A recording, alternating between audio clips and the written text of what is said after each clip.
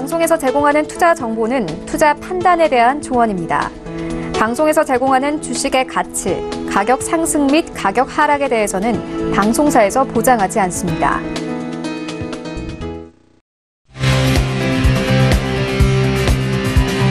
슈퍼스탁 발굴 프로젝트 글로벌 슈퍼스탁의 김민아입니다. 안전자산군에 대한 수요가 늘어나고 위험자산군에 대한 투자금이 줄어들고 있습니다. 엔화가 급등하고 골드가 상승세에 진입한 건데요. 주식시장의 전망이 어둡다면 새로운 상품군들을 찾아보시는 건 어떨까요? 오늘도 저희 글로벌 슈퍼스탁과 함께 하시면서 글로벌 이슈를 꼼꼼하게 분석하시고 새로운 매매 전략까지 구상해 보시기 바랍니다. 자, 그럼 본격적으로 오늘 알아볼 코너별 이슈들부터 체크하겠습니다. 먼저 글로벌 코너로 가보도록 하겠습니다. 네, 우리 증시가 크리스마스로 휴장을 이어가는 동안 일본 증시와 중국 증시는 계속적으로 거래가 지속이 됐습니다. 하지만 산타랠리는 전혀 찾아볼 수가 없었고요. 크게 하락하면서 마감했는데요. 이 블랙 크리스마스가 과연 언제까지 그리고 어디까지 이어질지 우려감이 증폭되고 있습니다. 또 이런 상황에서 현재 글로벌 약세장은 이제 시작이다라는 발언까지 나오면서 점차적으로 공포감이 커지고 있는데요. 이 글로벌 시장에 대한 전망 그리고 두 가지 이슈를 모두 꼼꼼하게 분석을 해보도록 하겠습니다. 자, 이번에는 차이나 코너로 가보도록 하겠습니다. 먼저 첫 번째 소식입니다. 중국의 토종 커피 브랜드죠. 루이싱의 성적이 아직까지 미미한 것 같습니다. 처음 출범 당시에는 스타벅스를 대적하겠다라는 그런 포부를 안고 출발을 했는데요. 과연 내년에는 그 포부를 이뤄낼 수 있을지 분석을 해보고요. 두 번째 소식에서는 텐센트 회장이 올해에만 101억 달러를 손해봤다라는 소식에 대해서 분석을 해보려고 합니다. 101억 달러면요, 우리나라 돈으로 11조 원이나 되는데 이렇게 손해를 보게 된 원인은 무엇인지 잠시 후에 분석을 해보도록 하겠습니다. 네, 이번에는 코인 코너로 가보도록 하겠습니다. 네, 먼저 첫 번째 소식입니다. 페이스북이요, 스테이블 코인을 발행하기를 검토하고 있다라는 소식입니다. 하지만 스테이블 코인은 테더가 여러 가지 악재에 휩싸이면서 여전히 전망이 오리무중에 있는데요. 과연 페이스북이 내놓은 스테이블 코인의 전망은 어떤지 분석을 해보도록 하고요.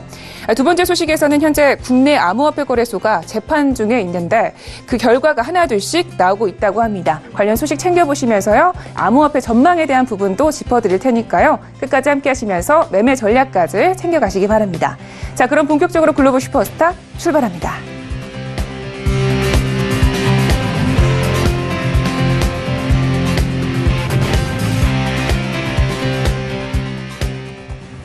네, 글로벌 시장에 대해서 분석을 해보도록 하겠습니다. 오늘은요, 김정철 본부장님과 함께합니다. 연결해 볼게요. 안녕하세요. 네, 안녕하십니까. 네, 반갑습니다. 자, 첫 번째 이슈부터 함께 분석을 해보겠습니다. 전 세계 증시가 현재 출렁이고 있습니다. 크리스마스 휴장을 하지 않았던 일본과 중국이 완전히 급락한 상황인데요. 결국은 셧다운의 공포가 이렇게 커진 건데 현재 일본 증시 그리고 중국 증시 현황은 어떻습니까? 네, 일단 미국이 셧다운 때문에 일시적 업무 정리가 셧다운 사태 때문에 이제 현재 지금 문제가 생겼는데 문제가 생긴 부분이 이제 글로벌 증시로 이제 점점 이제 전염이 되고 있습니다. 현재 전염이 되고 있는데요. 일단 스티브 무누신치 재무장관하고 대형은행 시장이 이제 만났는데 이 만난 것 자체가 이거 뭐지? 이거 이 정도로 심각한가? 이러면서 이제 시장이 불안을 자극했고요. 이런 부분들 때문에 주가가 이제 미 증시가 급락을 했었는데, 기본적으로 일단 이제 미국하고 일본하고 중국 증시들 상황이 이제 연쇄 도미노 같은 현상을 계속 벌어지고 있습니다. 현재, 트럼프 대통령 같은 경우가 이제 계속 트위터에다가, 금리 인상에 대해서 미 연준에 대해 상당히 비판을 많이 하고 있는데요. 우리 경제의 유일한 문제점이다라고 하면서 언급을 했습니다. 그런 언급을 또 추가적으로 하면서 연준을 지고 흔드는 게 아니냐, 이제, 미 연준에. 그렇게 되면 결국은 미 연준의 독립성이 해치게 되면 그럼 미국 시장에 과연 신뢰가 있을 거냐, 미국 금융시장 자체에. 신뢰할 수 없지 않냐, 정부 정책 마음대로 하는 것 같지 않냐라는 이제 그런 이제 우려감들이 생기는 거죠. 그런 우려감들이 생기면서 추가적으로 더 급락을 한 걸로 볼 수 있겠고요. 엔화 같은 경우는 현재 지금 이제 이렇게 지수가 급락하고 자산들이 다 급락을 하다 보니까 위험자산 회피 심리가 이제 발동이 하는 거죠. 그러니까 위험자산에 투자되어 있는 모든 투자자산들을 다 안전자산으로 돌리고 싶어하는 그런 것들이 생기면서 엔화가 급등을 했어요. 이 엔화가 급등한 것 때문에 일본 증시가 지금 대폭락한 상황인데 오늘 지금 겨우 반등을 하고 있습니다만은 엔화 급등하면서 일본 수출기업들, 대기업들 위주로 급락세가 나오면서 결국은 무너졌다. 뭐 이렇게 보시면 좋을 것 같고요.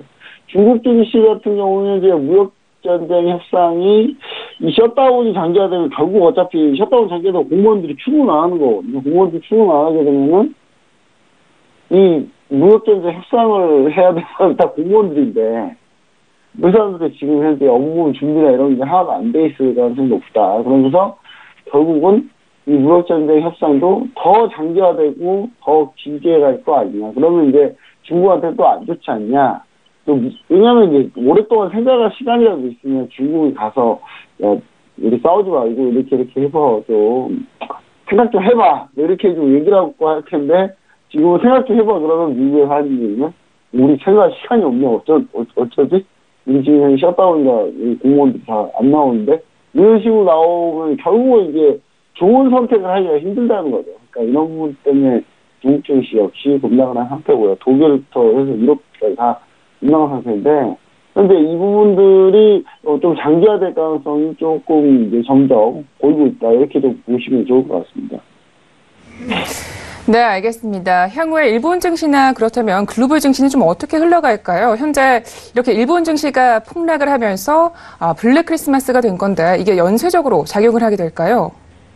네, 현재는 어느 정도 지금 연쇄적으로 좀 작용을 하고는 있어요. 하고는 있는데 이게 이제 단발성에 그치느냐 아니면 이 추가적으로 내관을 건드면서 계속 가느냐 문제입니다. 이제 우리가 좀 생각을 해보면 이제 2008년 글로벌 금융위기 때를 우리가 생각해보면, 그때는 하나의 이슈가 하나를 계속 꼬리를 물면서 계속 이어졌거든요. 근데 그런 부분들이 이제 지금 상태에서는, 일단 1차 전염도 있지만 계속적으로 흔들지는 못할 거다라는 생각을 좀 하고 있습니다. 근데 다만 이번 같은 경우는 일본의 아베노미스의 이제 굉장히 이제 사실 엔화 약세를 통해서 경제 성장을 이루는 그런 부분이거든요. 근데 엔화가 이렇게 급등해버리면 아베노미스 굉장히 흔들리는 상황이거든요. 그래서 이제 수출의 이제 비중을 높이는 정책을 계속 아베노미스가 써왔는데 이 수출이 잘 되려면 결국 장통화가 가치가 떨어져야 됩니다. 떨어져야지 수출이 잘 되는데 엔화가 강세가 됐을 때 좀 치명적입니다. 그 치명적이라는 부분을 우리가 조금 생각해 봐야 될 거예요. 한국 같은 경우는 오히려 또 반사수혜가 얻을 수 있지 않나. 제가 사실 이 원고를 쓴 게 어제거든요. 어제 썼는데 한국은 상대적으로 강할 거다 생각하고 썼는데요. 상대적으로 강하죠. 이유는 딱 하나입니다. 일본이 우리나라하고 산업 경합도가 높지 않아요. 산업 경합도가. 그러니까 같이 서로 잘하는 사람들이 서로 같은데 일본이 엔화가 강세가 돼서 수출이 안 되고 우리나라 게 결국 잘 팔린다는 얘기거든요. 우리나라 게 잘 팔린다는 거기 때문에 우리나라 게 좀 더 나을 수 있다. 이런 부분이 이제 상대적으로 부각이 됐고, 그럼에도 불구하고 한국 원화가 가치가 좀 많이 하락하지도 않았어요. 그러면 오히려 더 좋은 거거든요. 이렇게 되면. 근데 이런 부분들이 한국 쪽으로 상대적으로 좀 괜찮을 가능성이 높다. 근데 일본 증시가 이제 사실, 일본 증시보다 이제 한국 증시가 좀 더 건조하지 않을까라는 생각을 좀 해볼 수 있겠습니다. 그리고 다음 이제 중국 같은 경우 에너지 관련 공기업들이 좀 폭락을 했는데 이 추가적인 폭락 가능성이 있습니다. 왜냐하면 지금 유가가 더 하락하고 있기 때문에 추가적인 폭락 가능성이 있는데 특히 지금 천연가스 가격마저도 지금 폭락하고 있어요. 그러면서 이제 중국의 이제 에너지 관련 공기업들이 상당히 좀 안 좋다 이렇게 보시면 좋을 것 같고요. 이 부분이 조금 더 불거지면은 과연 어떤 시장에 좀 더 크냐 실제 지켜봐야 될 것 같습니다. 왜냐하면 중국이 에너지를 수출하는 기업은 아니거든요. 수출하는 기업은 아닌데 당장 지금 중국의 에너지 관련 기업들이 BEP가 안 나오는 부분들 때문에 이제 좀 우려하는 거지 수출까지 하는 기업은 아니기 때문에 이 부분 장기화될지는 한번 지켜봐야 되지 않을까 이렇게 좀 생각을 해보고 중국의 무역전쟁 관련주들은 어차피 근데 무역전쟁 협상을 계속 할 거기 때문에 이 부분이 일시적인 하락일 가능성이 좀 높다 이렇게 좀 보여집니다. 이제 그런 부분도 우리가 좀 생각을 해봐야 되는데 셧다운이 해결되지 않을 경우는 결국은 이제 이 부분이 무역전쟁이 좀 진전되기는 또 쉽지는 않기 때문에 일단은 셧다운이 먼저 해결되는 게 먼저고요. 그 다음에 이제 무역전쟁에서 내용이 나올 거기 때문에 그런 부분이니까 셧다운이 어떻게 해결되는지를 우리가 먼저 첫 번째 포커스로 보는 게 좋을 것 같다. 이것만 해결되면 사실 연쇄적 경우는 조금 끊기지 않을까. 이렇게 좀 생각을 해볼 수 있겠습니다. 네, 알겠습니다. 이렇게 해서 첫 번째 이슈는 여기까지 분석을 해보고요. 다음 이슈로 넘어가 보도록 하겠습니다. 아직 최악은 오지 않았다라는 말이 상당히 무서운데요. 벌써부터 2019년도의 증시가 걱정이 됩니다. 현재 글로벌 증시에 대해서 좀 긴급 점검을 해봐야겠는데요. 어떤 상황으로 보시는지요? 네, 이제 계속해서 이제 증시 관련 얘기를 계속 해드린 이유가 사실 지금 발등에 불 떨어졌거든요. 지금 여기서 더 밀리면 답 없습니다. 자산 가격이 전고점에 20% 이상 떨어지면 약세장이다라고 이제 지금 판단을 하는데, 글로벌 증시 랠리를 주도했던 미국 뉴욕 증시까지 이제 나스닥 지수가 지난 주말에 2009년 3월 이후 처음 약세장으로 시작했습니다. 즉 20% 이상 폭락한 거죠. 그리고 현재까지 미국의 랠리를 사실 그러니까 지난 계속 호조를 띄었을 때, 미국 증시가 계속 상승했을 때 랠리의 이름 자체가 S&P 500 랠리예요. 이게 무슨 말이에요? S&P 500이 그만큼 엄청나게 강했기 때문에 S&P 500 랠리라고 부르거든요. 그 전에 미국 같은 경우는 뭐 금 랠리부터 시작해서 IT 버블 때 나스닥 랠리라고 해서 나스닥 초고학 나스닥 랠리였고요. 이번 상황이 어떤 거냐? 이번 상황이 S&P 500 랠리거든요. 근데 약 7년간 이 S&P 500 랠리가 계속 지속되었었는데, 지금 이제 이 랠리가 깨지기 일부 직전입니다. 현재, 낙폭이 18%인데, 추가적으로 더 밀리면 20% 밀리면서 약세장 하는 거거든요. 그래서 이제, 상당히 좀 발등에 불 떨어진 상태인데, 1월까지 추가 조정이 나올 경우 이제 약세장이 좀 돌입할 거라고 좀 보여지고 있고요. 독일 닥스 지수, 그 다음 중국의 상해 종합 지수 역시 마이너스 20% 이상 하락하면서 약세장을 수립했습니다. 일단, 마크 졸리, C12 인터내셔널 증권 글로벌 투자 전략가가 이제 한 얘기죠. 더 낙관적이고 싶은데, 사실, 긍정적인 게 거의 없다. 최악은 아직 오지 않았고, 글로벌 증시 약세장이 아직 절반에 불과해서 내년에 더한 게 올 것이라고 일단 추가로 전망을 했습니다. 근데 이 부분 자체가 현재 미국 증시가 이제 막 사실 하락은 미국 같은 경우 이제 시작이나 다름없거든요. 그래서 이 부분에 대해서 글로벌 증시와 우리나라 증시가 꼭 같게 연결하기 힘든데, 일단 미국 증시 같은 경우는 당분간 약세장으로 인해서 쉽게 이제 반등의 기미를 쉽게 찾기는 쉽지 않다. 뭐 이렇게 좀 보시면 좋을 것 같습니다. 네, 만약 이 전망이 사실이라면 정말 내년도 증시가 걱정인데요. 하지만 현재 문제는 이 시스템 리스크가 아니기 때문에 괜찮다, 이런 의견들도 있습니다. 이 부분에 대해서는 어떻게 생각하시는지요? 네, 이제 사실 자꾸 이제 최악이다, 뭐 급락이다 이렇게 자꾸 이제 하는 이유가 사실은 월스트리트 미국 월가가 미 연준의 금리 인상을 별로 안 좋아하기 때문이거든요. 그러니까 엄살이 좀 너무 심해요, 월가가. 현재 지금 월가에서 분석대로 나오는 거 보면 다 금리 인상에서 정말 막 경기 발작 수준이거든요, 완전히. 근데 그게 왜 그러냐면, 이제 미 연준이 금리를 인상하게 되면 금리가 계속 올라가게 되면 안전자산의 금리가 올라가게 되죠.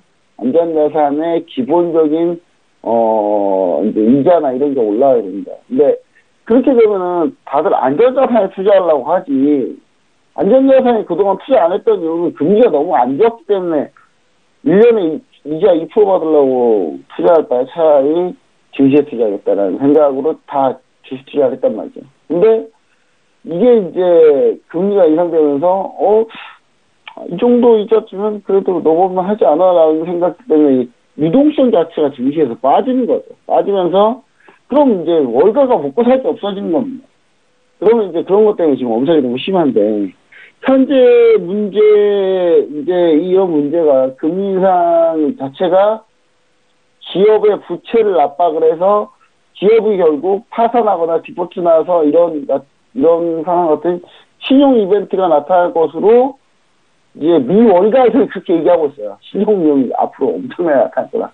뭐 기업 다 망할 거고, 뭐 이렇게 되면 막 연쇄 도산할 거고, 그러면 신용 시스템 리스크가 부각되면서 결국 2008년 글로벌 위기가 온다, 이렇게 좀 얘기를 하고 있는데, 실제로 이제 신용 리스크가 나오기 시작한 지 한번 지켜볼 문제고요. 현재 미 증시의 부채 상황, 미 상장 기업의 부채 상황이 그렇게 나쁘진 않기 때문에 2008년과 같은 시스템 리스크가 오기 쉽지 않다 저는 이렇게 보고 있는데, 실제로 만약 이런 신용 리스크가 나오기 시작한다면 부분적으로 이제 시스템 문제가 발생을 합니다. 이제 그렇게 되면 또 대응하는 방법이 있어요. 있기 때문에 지금처럼 막 엄청나게 뭐 많이 뭐 이것 때문에 도저히 답이 없네, 뭐 디폴트 기정사실이네, 이런 식의 이제 생각은 월가가 너무 지금 영살 부리고 있다 이렇게 보시면 좋을 것 같고, 지금 과도한 급락 같은 경우는 투기 세력들이 이제 쇼배팅하는 게 워낙 많아요. 이과도 투기 세력 쇼배팅이 너무 세고요. 지금 월가의 미 연준 길들이기 이 정도 상황이라고 보시면 좋을 것 같아요. 그래서 셧다운 상황이 이제 오래 지속이 되면 미 연준에 대한 압박이 계속 심해지지 않을까, 이런 생각은 계속 해볼 수는 있겠습니다. 네, 알겠습니다. 이렇게 해서 이슈 두 가지는 여기까지 분석을 해보도록 하겠습니다. 자, 이번에는 본격적으로 매매 전략 시간으로 가볼 텐데요. 그래도 조금 안심하기는 이르지 않을까 이런 생각이 들기도 합니다. 나스닥은 현재 약세장에 진입을 했고 S&P는 한 달 만에 500%, 500포인트가량이 하락했습니다. 크루드오일도 45달러 밑으로 내려왔는데요. 더 하락 포지션으로 저희가 봐야 하는 걸까요? 네, 제가 얘기드리고 싶은 건요. 자, 크루드오일 먼저 차트 한번 볼게요. 자, 일단 기본적으로 44달러, 여기 이달입니다. 44달러 분명히 깬다고 제가 이제 조달한다고, 급락한다고 제가 얘기를 계속 드렸어요. 이 44달러 라인에 정확히 들어왔는데, 들어와서 그냥 한 번에 깨버렸어요. 한 번에 깨버리고, 그 다음 지지라인이 42.50인데, 42.50이면요, 2017년 1월 이후 지지라인입니다. 마지막 지지라인이에요. 여기 깨지면요, 지지라인이라고 찾아봐야 되는 거 2012년으로 가야 돼요. 그러니까 2017년 1월 이후 지지라인으로는 40.50달러인데 40.50달러가 거의 마지노선이다 이렇게 보시면 좋을 것 같은데요. 일단 전일에 여기까지 정확하게 터치를 했습니다. 정확하게 터치했는데 이렇게 보면 차트 참 신기해요. 그렇죠? 이 차트 그거는 다 맞는단 말이죠. 자, 일단은 현재 이렇게 된 상황인데 오늘 드디어 그래도 조금 지금 반등하고 있네요. 반등하고 있는데 이 반등을 노려서 그러면 상방 봐야 되냐? 저는 절대 지금 이 상황에 상방 보면 안 된다고 얘기드리고 싶고요. 상방은 자제하시고요. 일단 하방 자체도 크게 지금 배팅할 만한 구간은 아니에요. 왜냐면 42.50이 지지라인인데 지금 43.03이거든요. 43.03이니까 50틱밖에 안 나오잖아요. 굳이 50틱밖에 안 나오는데 굳이 뭐 여기서 해봐야 아무 의미 없다. 또 보시면 좋을 것 같고요. 올라올 때 매도인데 44달러 정도까지 올라오면 그때 매도 한번 누려보자. 그리고 44달러 뚫고 안착했을 때는 47달러까지 갈 가능성이 있는데 47달러까지 위해서는 그래도 매도를 해볼 만한 자리들이다. 이렇게 해서 이쪽 구간에서 한번 올라오면 매도를 권해드리고 싶고요. 여기서 매수대응은 절대 하시면 안 된다는 거 얘기 드리고, 매수대응은 49.50, 49.50, 여기 보시면 49.50 라인에서, 대응하시는 게 가장 좋다. 여기 위에 이게 일단 올라오는 거죠. 올라와서 여기서 안착해서 오랫동안 좀 있으면은 그때 이제 매수를 볼만 하다는 거예요. 이때나 매수를 보는 거지, 그 전에는 그때 매수 보는 게 아니다. 이렇게 좀 얘기 드리고 싶습니다. 자, 그리고 두 번째로 나스닥 가겠습니다. 나스닥 차트 정말 잘 맞아요.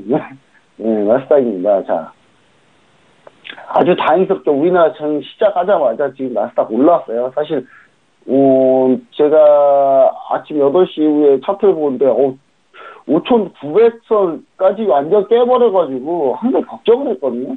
이거 시장 급락하겠는데? 이렇게 좀 하다가, 근데 지금 우리나라 증시 개장하게 되면서 지금 나스닥 선물이 저점에서 지금 반등하고 있습니다. 반등하고 올라오고 있는데, 현재 나스닥 선물도 마찬가지인데, 제일 중요한 라인이 6,090포인트, 6,090포인트 라인이었어요. 6,090포인트 라인에 이 지지대 라인이었는데, 이 지지대가 한 방에 깨져버렸어요. 한 방에 깨져버려서, 다시 이제 여기 회복하는 게 관건이기 때문에, 현재 5,900에서 현재 지지력을 보이고 있는데, 일단 나스닥 같은 경우는 좀 더 밀린다고 봅니다. 좀 더 밀려서 5,717포인트까지 밀린다고 보고 있으니까요. 5,717포인트까지 매도를 보는 게 맞다. 지금 매수를 보는 것은 사실 답이 아니다라고 저는 얘기를 계속 드리고 싶습니다. 그러니까 나스닥 같은 경우도 최소한 6,100까지 올라와야 매수 볼 수 있는 상황인데 지금은 현재 매수 보기 쉽지 않습니다. 밀려도 한 방에 급락할 가능성이 높기 때문에 다만 셧다운 우려가 많이 해소가 될 경우에를 우리가 좀 생각을 해봐야 되는데, 근데 제가 봤을 때 요즘 민주당의 그 상황을 보면은 미국 민주당 같은 경우는 절대 이거 쉽게 서로 양보하지 않을 겁니다. 서로 양보 절대 안 할 거기 때문에 어느 정도 장기적으로 간다고 보고 나스닥 매도 위주로 플레이를 좀 해보시는 것도 좋다. 이렇게 좀 얘기를 좀 드리고 싶겠습니다. 그리고 마지막으로요. 천연가스입니다. 천연가스. 제가 슈퍼급락이 올 거다. 제가 이 자리에서 슈퍼급락이 올 거다라고 그렇게 얘기를 많이 들었어요. 그렇게 슈퍼급락이 온다고 얘기를 들었는데, 진짜로 급락이 거의 슈퍼처럼 왔죠. 슈퍼처럼 왔는데, 지금 반등이 매우 셉니다. 반등이 매우 센데요. 지금, 제가 시청자분들하고 톡스타 톡방에는 지금 이미 시초가에, 오늘 시초가에 천연가스 ETF, ETN 다 매도 얘기 드렸거든요. 이미 다 매도한 뒤로, 그 뒤로 갑자기 또 반등이 살짝 나왔어요. 그래서 우리가 거의 고가에서 매도했다. 이렇게 보시면 좋을 것 같고요. 이제 하락 배팅을 계속 하고 있는데, 이 부분 지금 현재 지지해받고 있는 이 라인들 3점, 현재, 잠시만요. 현재 지지받고 있는 라인, 이 라인들이 깨지면 되는 거예요. 이 라인만 깨지면 되는데, 현재 지금 3.58달러까지는 뭐 올라올 가능성은 있습니다. 올라올 가능성이 있어서 현재 여기에 안착하게 되면 조금 지지부진한 박스권 갈 가능성이 높고요. 여기 맞고 떨어진다라고 우리는 다 보고 있거든요. 지금 여기 맞고 3.58 라인을 맞고 떨어져야 되는데 지금 밀릴 경우 3.284까지 급나가는 이 갭구간이 들어오는 거거든요. 그래서 이 부분도 충분히 배팅해볼 만하다. 그래서 천연가스는 단기로도 매도고 중장기 ETF도 무조건 매도입니다. 지금 중장기 ETF는 수익이 정확하게 어제 종가로 더블 났어요. 그러니까 100% 수익 났습니다. 레버리지 같은 경우는 100% 수익 났거든요. 제가 이걸로 미리 그때 한 달 전에 얘기 드릴 때 뭐라 그랬냐면 우린 내추럴가스, 천연가스로 정확하게 수익 100% 더블 낼 거다. 단 봐라라고 했는데 진짜 지금 더블 났거든요. 어제 종가까지 해가지고 100%를 채웠기 때문에 살짝 넘었어요. 그래서 100% 수익 깼기 때문에 저희가 절반 정도 청산한 상태고 지금 나머지 3.284까지 끌고 갈 예정이니까요. 이 부분 참고해서 보시면 좋을 것 같습니다. 네, 알겠습니다. 추가 대응에 대한 정확한 포지션도 드렸으니까요. 참고하시기 바랍니다. 이렇게 해서 글로벌 이슈는 여기까지 이야기 드릴게요. 멘토님 오늘 말씀 고맙습니다. 네, 감사합니다. 참고로 본 방송에서 제공하고 있는 정보는 투자 판단에 대한 조언일 뿐 주식의 가치나 수익률을 보장하고 있지 않습니다. 저희 서영지TV는 자본시장법을 준수하여 1:1 투자 상담, 유사주신행위, 무인가 영업행위, 불법 대여계 정보 및 가입권유 등 모든 불법 사항들 엄중하게 금지하고 있습니다.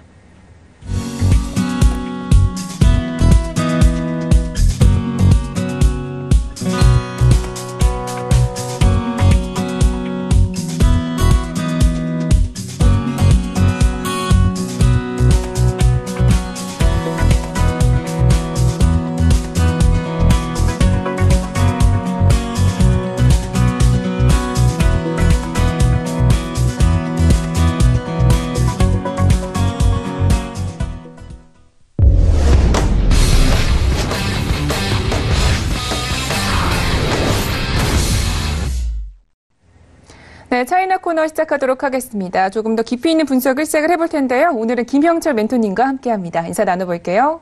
멘토님 안녕하세요. 네, 안녕하십니까. 네, 반갑습니다. 자, 이슈 분석하기에 앞서서요. 전일장 마감 시황부터 알아볼까요? 일단은 중국 같은 경우에는 썩 나이스하지 않은 그런 흐름이다라고 보시면 좋을 것 같고요. 일단은 상해 증시 같은 경우가 연휴는 아니고 이제 휴일 전날에 한 0.8% 이제 하락을 하면서 2,500선대 초반까지 이제 내려온 그런 상황이다라고 보시면 좋을 것 같고요. 장중에는 한 2% 이상 낙폭이 커졌었고, 그리고 계속 뭐 2600, 2700, 특히나 뭐 2600선 중요하다라고 말씀을 드렸었는데, 2600선에서 이제 2500선 장중에 이제 붕괴를 하는 그런 부분들을 좀 보여줬습니다. 5장에 들어서는 그나마 이제 5G 관련된 종목들이 조금 움직임이 나타나면서 낙폭을 줄이긴 했지만, 2500선도 이제는 뭐 위협하는 그런 시장이다라고 보시면 좋을 것 같고요. 뭐 미국 시장, 뭐 블랙 크리스마스가 조금 전에 뭐 포털 실시간 검색어에도 올라오는 것 같던데, 뭐 그 정도로 뭐 연말 산타랠리에 대한 기대감을 완전히 이제 꺾어버린 그런 상황이고, 오히려 이제 저점이 어딘가에 대한 고민이 더 심각하게 지금 시장에서는 커지고 있는 그런 상황이기 때문에, 그 영향 뭐 받아서 우리나라 시장도 오늘 조금 부진한 움직임들을 보여주고 있고, 중국 시장도 마찬가지로 그런 움직임이 나타날 가능성이 좀 높지 않나 이렇게 좀 보고 있습니다. 그리고 선전정분이나 아니면 창업한 같은 경우에도 0.81% 그리고 0.85% 각각 이제 뭐 하락을 하는 그런 부분들이고, 전반적으로 이제 미국 정부 셧다운, 사실 이 셧다운 관련된 부분들은 작년 이제 시장에 이제 영향을 좀 많이 미쳤었다라고 보시면 좋을 것 같고요. 이게 이제 뭐 매해 뭐 계속 이야기들이 좀, 그러니까 처음 있는 이슈가 아니다 보니까 시장에서는 어느 정도 미국 증시 빠진 것만큼 뭐 글로벌 증시가 그렇게 움직이지는 않는, 특히나 이제 뭐 우리 증시 같은 경우에 약간 디커플링, 그리고 중국 증시 같은 경우에도 미국 증시 그렇게 많이 빠졌는데 고점 대비 뭐 상대적으로 견조한 부분들은 아무래도 이제 그 이 셧다운에 대한 부분들은 그냥 투자 심리가 일시적으로 좀 위축된다라는 정도로 해석이 되는 것 같고, 결국 중요한 거는 미중 무역 전쟁 이쪽에 대한 그런 부분들이거든요. 근데 이제 미국 정부가 뭐 부분 폐쇄를 하면은 어쨌든 그거 먼저 해결하고 그 다음에 미중 무역 전쟁 이러한 부분들이기 때문에 이 부분이 아무래도 이제 투자 심리를 더욱더 좀 위축시키는 그런 부분들이지 않나 이렇게 좀 보고 있고, 중앙경제공작회의에서도 경기 부양 의지를 보여줬지만 이게 이렇게 뚜렷하게 지금 시장에 대한 투자 심리를 회복시키지는 못하고 있는 그런 상황이다 보니까 전반적으로 뭐 투자 심리는 상당히 좀 위축되어 있다 이렇게 보시면 좋을 것 같습니다. 네, 알겠습니다. 셧다운도 중요하지만 미중 무역 전쟁의 과정도 보자는 말씀까지 들어봤습니다. 자, 마감 시황에 대해서 알아봤고요. 첫 번째 이슈부터 분석을 해보도록 하겠습니다. 중국 커피 시장에서 스타벅스의 대항마라고 불리던 중국 토종 브랜드죠. 루이싱에 대한 우려감이 커지고 있다고 하는데요. 현재 어떤 상황인가요? 일단 중국도 커피 시장이 상당히 이제 좀 커지는 그런 상황이다라고 이제 좀 보시면 좋을 것 같고요. 뭐 중국 내에서도 스타벅스가 상당히 이제 좀 특히 아시아권에서 이제 뭐 아시아권이라고 하기보다는 우리나라에 이제 영향이 상당히 좀 많죠. 우스갯소리로 그런 이야기를 좀 들었었던 적이 있었는데, 스타벅스 전 세계에 있는 매장을 다니면서 거기에 이제 뭐 한 가지 종류 라떼인가를 이제 마시면서 이제 뭐 그 블로그나 기록을 하는 사람이 전 세계를 거의 다 돌아다니다가 이제 우리나라 서울에 와가지고 결국에는 포기를 했다라고 한 이야기. 그게 아마 우스갯소리이긴 한데 진짜일 거라는 생각이 상당히 좀 많이 들죠. 왜냐면 우리나라는 뭐 한 100m, 200m 사이에도 스타벅스가 모여 있는 곳도 상당히 좀 많기 때문에, 특히나 이제 뭐 광화문 이런 데 같은 경우에는 투어 자체를 하기가 어려운 그런 이제 상황인데, 우리나라 같은 경우에는 일단 뭐 들어와서 상당히 이제 확고하게 포션을 차지해 있는 그런 상황이고, 중국 같은 경우에 저도 한 10년 전에 중국에서 있을 때는 스타벅스를 찾기가 거의 힘든 그런 상황이었거든요.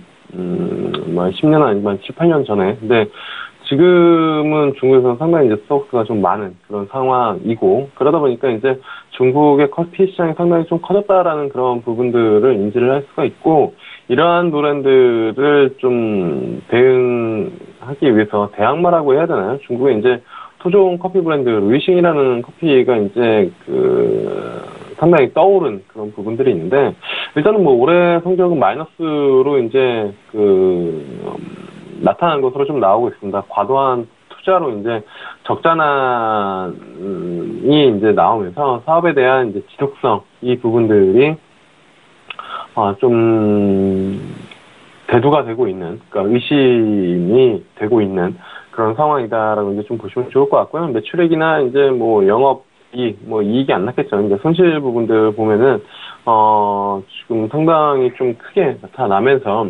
시장에서는 조금 우려감을 키우고 있는 그런 상황이다라고 보시면 좋을 것 같습니다. 네, 알겠습니다. 이 루이싱은 그래도 상당히 공격적인 투자를 진행한 걸로 알고 있는데요. 이 규모는 어느 정도나 될까요? 진짜 공격적으로 투자를 했습니다. 그러니까 올해 1월에 본격적으로 이제 커피 시장에 진출을 했는데, 이게 창업 후 이제 10개월 만에 1월, 그러니까 지난달까지 전국 한 22개, 그러니까 중국 기준이죠.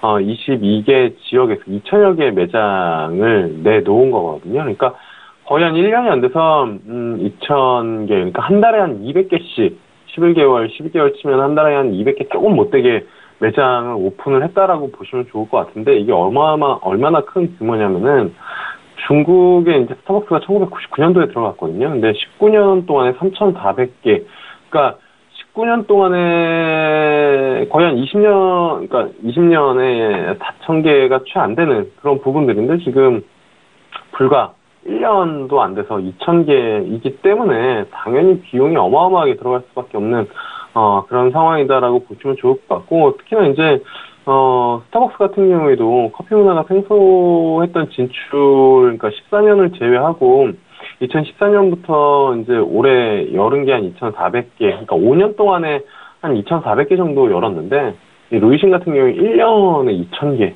1년이 되지 않아서 2,000개를 늘었다라는 거는 상당히 이제 좀 공격적인 투자를 진행을 했다라고밖에 이제 뭐 숫자적으로 볼 수밖에 없겠죠. 네, 알겠습니다. 하지만 루이싱은 이러한 시장의 우려에도 불구하고 현재 자신감을 내비치고 있다고 하는데요. 이 자신감은 어디서 오는 걸까요? 아무래도 시장 파이 자체가 커진다라고 보시면 좋을 것 같습니다. 그러니까 원래 차 문화에서 이제 커피 문화로 바뀌면서 이 부분에 대해서 이제 공격적인 좀 투자를 한다라고 이제 좀 보시면 좋을 것 같고, 뭐 일부에서 이제 뭐 분석 나오는 것들을 보면은 뭐 중국 커피 시장이 상당히 이제 커질 것이다라는 뭐 1조 위안 이상 2025년에는 이러한 부분들이다 보니까 전반적으로 뭐 이쪽에 대해서 이제 공격적으로 좀 투자를 하는 그런 부분들이지 않을까 이렇게 보시면 좋을 것 같습니다. 네, 알겠습니다. 자, 계속해서 두 번째 이슈도 함께 분석을 해보도록 하겠습니다. 중국 정부의 지속적인 개인 규제 때문에 텐센트의 주가가 올해 부진을 면치 못했다고 하는데요. 자세한 소식 들어볼게요. 어느 정도인가요? 일단은 2분기에 어닝 쇼크를 기록을 했는데요. 이게 13년 만에 어닝 쇼크를 기록을 한 거고요. 2분기에 이제 순이익이 지난해 같은 기간보다 2% 이제, 줄었고, 2005년 이후에 13년 만에 분기 순이익이 감소한 거기 때문에 상당히 이제 어마어마하게 시장에서는 좀, 민감하게 받아들이고 있는 것 같습니다. 왜냐면은 13년 만에 분기 순이익이 감소했다라는 건 성장이 일시적으로 꺾였다라고 해석을 할 수도 있는 그런 부분들이고, 연유가 중국 정부의 규제, 결국 이제 정부 정책에 반하지 말라는 증시 경험을 다시 한번 떠올리게 하는 그런 이슈지 않나 이렇게 보고 있습니다. 알겠습니다. 그렇다면 이 중국 정부의 판호 재개 선언은 이 텐센트에 좀 영향을 어느 정도 미칠지 전망을 해볼 수 있을까요? 일단은 판호 재개한다는 뉴스가 좀 나와가지고 이때 이제 텐센트 주가가 4% 이상 상승을 했거든요. 그래서 향후 어쨌든 판호 재개를 하게 되면은 이쪽에 대한 부담감을 좀 떨치고 주가에 대한 재평가가 좀 일어날 수 있는 그런 부분들이기 때문에 좀 관심을 가져보면 좋지 않을까 보고 있습니다. 네, 알겠습니다. 자, 이렇게 해서 이슈 두 가지는 여기까지 분석을 해보도록 하겠습니다. 자, 이번에는 기업 분석 시간으로 가보도록 하겠습니다. 자, 이런 상황에서 저희가 또 어떤 종목을 봐야 할지 의견을 들어보도록 할게요. 일단 중신증권인데요. 중신증권 같은 경우가 사실 24일날 이슈가 하나 나왔습니다.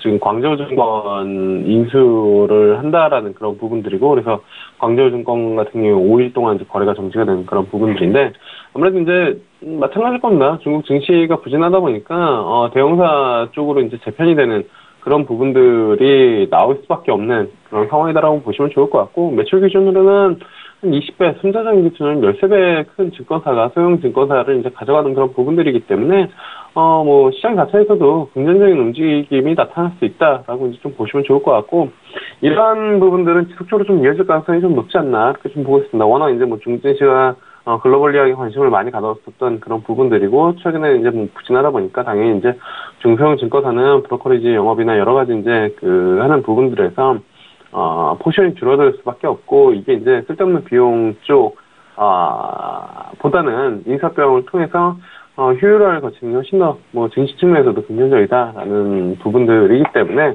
이러한 측면이다라고 하면 어쨌든 지금 중신증권 충분히 파이를 키울 수 있는 그 사이즈업을 할 수 있는 그런 상황이기 때문에 관심을 가져보면 좋지 않을까 이렇게 좀 보고 있고요. 그래서 매수가는 16.000 위안, 목표가는 20.000 위안, 손절가는 14.000 위안 잡고 대응하시면 좋지 않을까 이렇게 좀 말씀을 드려보도록 하겠습니다.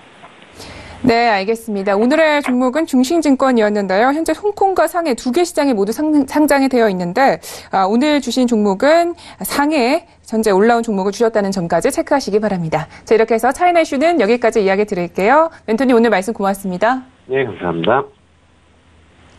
참고로 본 방송에서 제공하고 있는 정보는 투자 판단에 대한 조언일 뿐 주식의 가치나 수익률을 보장하고 있지 않습니다. 저희 서영재TV는 자본시장법을 준수하여 1:1 투자상담, 유사주식 행위, 무인가 영업행위, 불법 대여의 정보 및 가입권유 등 모든 불법 사항들 엄중하게 금지하고 있습니다.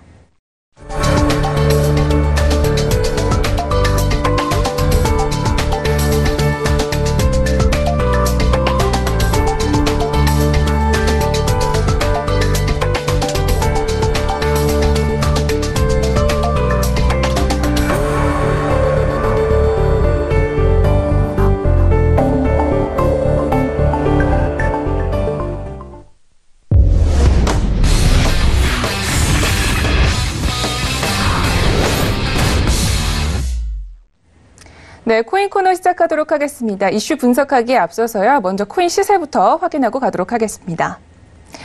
코인 마켓캡 기준으로 알려드립니다. 오늘 오전장에만 해도 대부분의 코인들이 하락세를 보여주고 있었는데요. 현재는 조금씩 회복해가고 있는 모습을 보여주고 있습니다. 비트코인은 4,000달러 선이 붕괴가 됐고요. 현재는 3,870달러 부근에서 거래가 진행되고 있습니다. 거래량은 59억 달러 정도로 추산이 되고 있고요. 현재는 0.8% 정도 약보합으로 흘러가고 있습니다. 리플과 이더리움은 상승세로 돌아섰습니다. 현재 이더리움은 2%대 강세 보여주고 있고요. 비트코인 캐시의 상승세가 굉장히 강합니다. 현재 10% 넘게 상승하면서 184달러에서 거래가 되고 있습니다.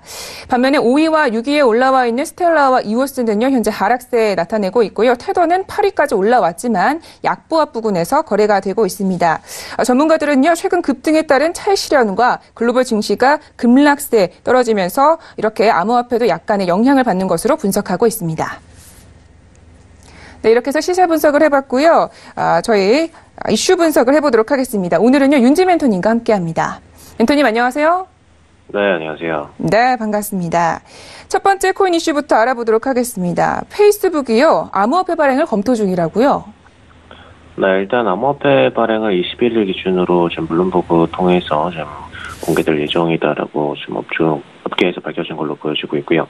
일단 페이스북 같은 경우에는 왓츠앱이라는 이제 자회사 메신저를 통해서 암호화폐 발행을 진행할 예정이다라고 지금 발표한 상태입니다. 일단 암호화폐 가치 변동성이 없는 스테이블 코인 쪽으로 발표를 할 걸로 좀 예고가 되고 있고요. 일단 기존의 다른 비트코인이나 이런 업체들이 발표한 지금 코인들처럼 사실 변동성 코인을 발표하게 될 경우에는 페이스북 자체는 좀 문제가 될 수 있기 때문에 스테이블 코인으로 기존의 테더 혹은 이제 제미니 코인 같은 어떤 안정적인 달러와 연동되는 코인을 발행할 것으로 지금 보여지고 있는 상태로 보시면 될 것 같습니다. 네, 그러면 페이스북은 이 암호화폐를 어디에 사용할 예정인가요?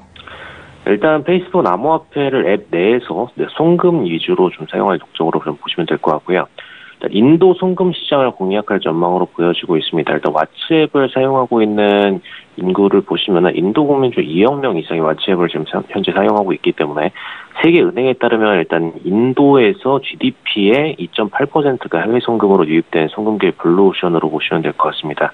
그래서 이 부분을 좀 이용을 해서 사실 페이스북이 인도에서 왓츠앱을 최대하게 가지고 있는 시장을 이용을 해서 그대로 바로 지금 인도 송금 시장을 바로 공략해서 수수료를 빠르게 챙겨갈 수 있도록 만들어내겠다. 이런 목적으로 좀 보시면 될 것 같고요.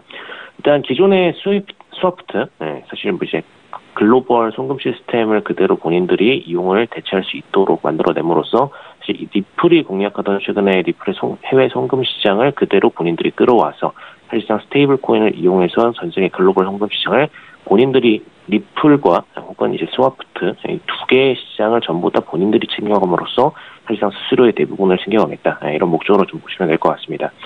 일단 암호화폐 진출설 부분이 페이스북에서는 사실이냐 아니냐 논란거리가 굉장히 좀 많았었는데 이제 블록체인 광고 부분에 대한 내용을 전면 금지를 했었죠. 1월부터. 그래서 이 건 때문에 굉장히 페이스북은 앞으로 블록체인 파트에 진출할 가능성이 없다. 이런 논란까지도 한번 진행이 됐었는데 사실상 지난 5월부터 블록체인 전담부서를 따로 마련을 하고 그다음에 페이팔 창업자였던 데이비드 마커스를 도입을 시켜서 지금 지속적으로 빠르게 블록체인 파트를 추진해 왔습니다. 데이비드 마커스 같은 경우에는 페이팔 창업자이면서 동시에 코인베이스 이사까지도 겸하고 있기 때문에 암호화폐 거래소죠, 코인베이스는.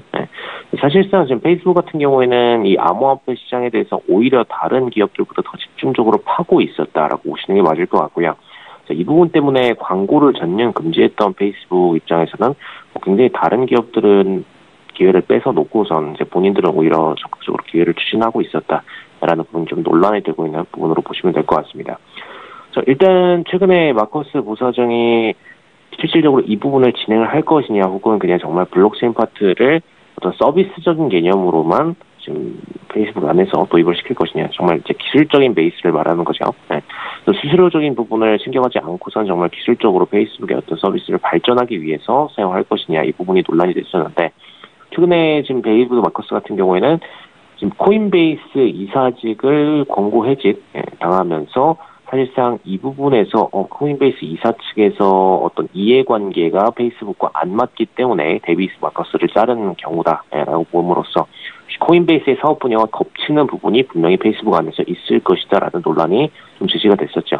이 부분에서 실질적으로 페이스북이 해외 송금 시스템 도입하게 되면서 사실상 이해 상충관계가 겹치는 부분이 분명히 있었다라는 부분을 확인하실 수가 있게 됐고 결국에는 이 부분이 페이스북이 앞으로 글로벌 송금 시장 그리고 암호화폐 시장에서 본인들의 시가총액을 거의 최대 수준으로 챙겨가려는 목적이 어느 정도 드러나는 사례다라고 보시면 될 것 같습니다.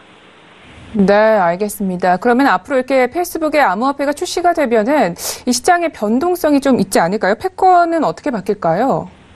일단 유저 기반으로 글로벌 최대 유저를 확보하는 페이스북이죠. SNS의 최강자입니다. 황제의 자리에 있다고 불리는. 네, 실질적인 스테이블 코인의 최강자로 급부상할 가능성이 당연히 높은 위치에 있을 수밖에 없겠죠. 사실상 암호화폐가 이용되려면 일단 코인 시장에서 가상 시장에서의 유저 그리고 거래 가능 플랫폼을 확보하고 있는 것이 중요한데 페이스북은 사실상 이 분야에서 글로벌적인 최강자이기 때문에 스테이블 코인이든 어떤 형태의 코인이든 시가총액 면에서는 최강자 타이틀을 차지할 가능성이 높다라고 보시는 게 맞겠습니다. 그리고 최근 리플 같은 신흥 코인들이 해외 송금 관련 서비스를 건으로 주요 기업들과 제휴를 진행한 바가 있는데 사실 뭐 이건 때문에 사실 뭐 지금 아랍에미리트 쪽이나 혹은 뭐 이제 미국 안에서도 지금 유기에 있는 지금 기업들까지 전부 다 본인들과 제휴를 맺어 놓음으로써 빠르게 성장 규모를 키워갔었죠. 근데 이 부분이 있어서 리플 같은 경우에는 사실상 변동성 코인이기도 하고 그리고 미국에서의 제1금융권에 속하는 JP모건이나 모건스탠리 등등의 대형 기관들 같은 경우에는 지금 제휴를 진행 안 했습니다. 사실상 그 다음에 어떤 핵심 주자들이 나타나기를 기다리고 있는 사례로 좀 보시면 될 것 같고요. 이런 면에 있어서 페이스북 코인이 빠르게 도입이 된다면은 오히려 이런 제1금융권급의 기업들 같은 경우에는 빠르게 제휴를 맺을 가능성이 높겠다. 좀 이렇게 보시면 될 것 같습니다. 그래서 이런 부분에 있어서 페이스북이 역시 1위 시장을 탈환할 가능성이 높겠다. 이렇게 보시면 될 것 같고요. 중요한 부분 같은 경우에는 지금 페이스북이 이 부분을 차지하게 될 경우에 사실상 스테이블 코인을 기반으로 해서 이 유저의 대부분을 본인들이 끌어감으로써 사실상 시가총액 면에서도 최강자의 사이즈를 차지를 하겠지만 앞으로 스테이블 코인의 중심은 결국에는 중앙은행의 중심 코인이 될 가능성이 높습니다. 한마디로 이제 기축통화급의 역할을 해줄 수가 있다는 부분이죠. 유저를 기반으로 해서. 그래서 앞으로는 지금 달러 기반으로 법정통화 화폐가 움직이고 있다면은 그 이후에 암호화폐 기반 서비스에서는 지금 페이스북이 패권을 차지하게 될 가능성이 높다라고 보시는 게 맞을 것 같습니다. 그래서 일단 가상시장 안에서 대부분의 유저를 확보하고 있는 부분이 앞으로 미래 시장에서 최대 이슈가 되겠다. 좀 이렇게 참고를 하시면 될 것 같습니다. 네, 알겠습니다. 다음 이슈도 함께 자세하게 살펴보도록 하겠습니다. 첫 번째로 코인네스트 사건이 올라와 있는데요. 자세하게 내용에 대해서 풀어볼까요? 네, 일단 간단히 얘기를 드리면은 이제 코인네스트 같은 경우에는 대표이사, 재무이사, 그리고 운영이사가 피고인으로 잡혀 있는 건이었고요.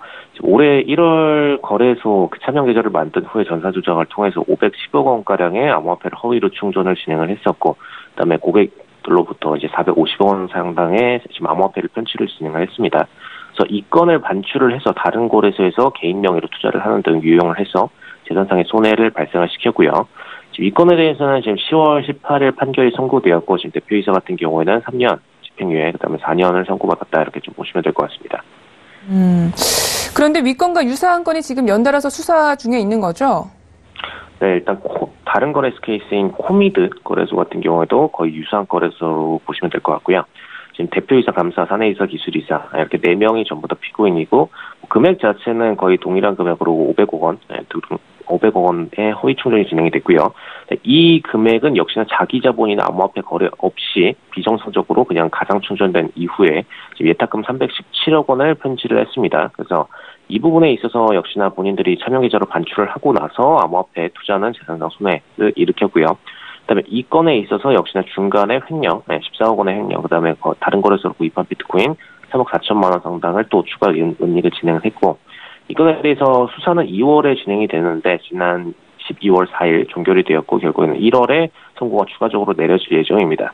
유사한 거래소로 또 HTS 거래소 같은 경우에도 역시나 234억 원, 그다음에 암호화폐 339억 원을 허위 충전을 진행을 했고요. 한마디로 지금 거래소들이 대부분이 이제 본인들이 어떤 실제 금액 없이 자기네들 계좌에 빠르게 돈을 충전할 수 있다 보니까 실제 보유 현황 없이 충전하게 될 경우에는 이 건 자체가 허위 거래로 비춰지는 부분이고, 그래서 여기서 추가적으로 이익을 청취한 이후에 이 청취된 이익을 본인들이 반출할 경우에는 또다시 횡령 혹은 배임 이슈로 추가적으로 걸릴 수 있는 것, 그다음에 다른 계좌들에게도 역시나 추가적인 가상 피해를 입혔다라는 것, 이 두 가지 부분을 전부 다 법적인 소지가 발생할 수 있기 때문에 굉장히 문제가 된다라고 보시면 될 것 같습니다. 알겠습니다. 자, 마지막으로 최근에 업비트 사태도 있었는데요. 관련 내용에 대해서 자세하게 짚어볼까요? 네, 일단 업비트 같은 경우에는 사실 결국에는 법적으로 문제가 없을 것이다라고 생각이 됐던 부분이었는데, 사실 지금 제일 큰 건으로 발생이 됐죠. 지금 검찰은 이 건에 지금 앞에 말씀드렸던 3건에 대해서 시장에 오픈이 되고 나서 사실상 이 부분을 집중적으로 좀 파고드는 모습이 강했습니다.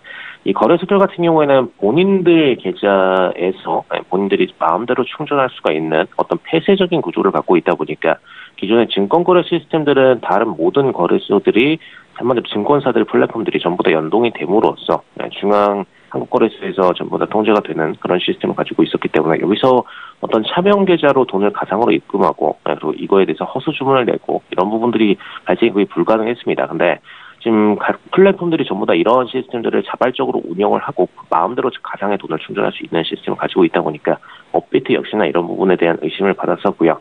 실질적으로 파고 들어가 보니까 실물이 없는 자산으로 거래를 진행을 했고, 업비트와 코미드 거래소도 역시나 가장 매매를 통해서 거래량을 부풀린 점까지 확인을 했다라고 밝혔습니다. 일단 업비트가 코인 상장 초기에 10일에서 약 20일 동안에 가장 매매를 지속 실시를 했고요. 그다음에 해당 거래일의 약 40%에서 90%에 해당하는 거래량까지 부풀렸다라고 보실 수가 있겠습니다. 90%면 정말 어마어마한 거래량 부분을 차지하고 있기 때문에 사실상 시장 뻥튀기의 초기 역할을 굉장히 바람을 많이 불어넣었다라고 보시는 게 맞을 것 같고요. 그다음에 업비트 같은 경우에는 35종 암호화폐에 대해서 가장 매매를 진행을 했고, 그다음에 회원들의 거래 규모, 빈도를 높여서 수수료 수입을 증대하기 위함으로 적으로 좀 보시면 될 것 같습니다. 한마디로 빠른 쇼트텀 매매를 돌려서 수수료를 빠르게 채취하기 위해서 봇 프로그램까지 운영을 해서 빠르게 봇 계정을 통해 회원 거래 상황과 일전 조건값이 일치를 하면 빠르게 자동적으로 거래량 주문 생성하는데 활용을 시켜서 총 거래량 부분, 한마디로 회전율 부분을 빠르게 증가를 시켰다. 좀 이렇게 보시면 될 것 같습니다.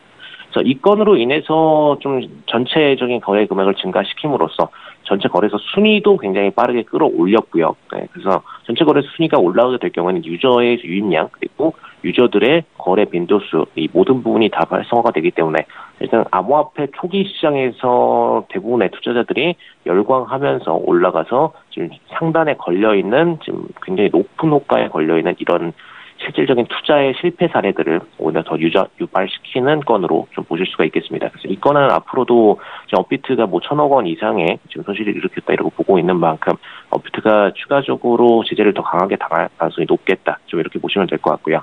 카카오의 사업 분야의 핵심 분야로서 카카오에도 역시나 타격을 미칠 가능성이 높겠다. 이렇게 보시면 될 것 같습니다. 네, 알겠습니다. 이렇게 해서 코인 이슈는 여기까지 분석을 해보도록 하겠습니다. 멘토님 오늘도 말씀 고맙습니다. 네, 감사합니다. 네, 오늘 저희가 준비한 소식은 여기까지입니다. 참고로 본 방송에서 제공하고 있는 정보는 투자 판단에 대한 조언일 뿐 주식의 가치나 수익률을 보장하고 있지 않습니다. 저희 서영재TV는 자본시장법을 준수하여 1:1 투자 상담, 유사주신행위, 무인가 영업행위, 불법 대여의 정보 및 가입 권유 등 모든 불법 사항들 엄중하게 금지하고 있습니다. 네, 시청자분들 오늘도 성공적인 투자 판단하시고요. 저희는 내일 이 시간에 찾아뵙도록 하겠습니다. 함께해 주신 여러분 고맙습니다.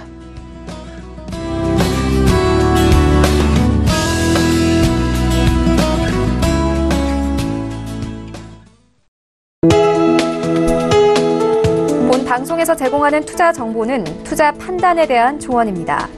방송에서 제공하는 주식의 가치, 가격 상승 및 가격 하락에 대해서는 방송사에서 보장하지 않습니다.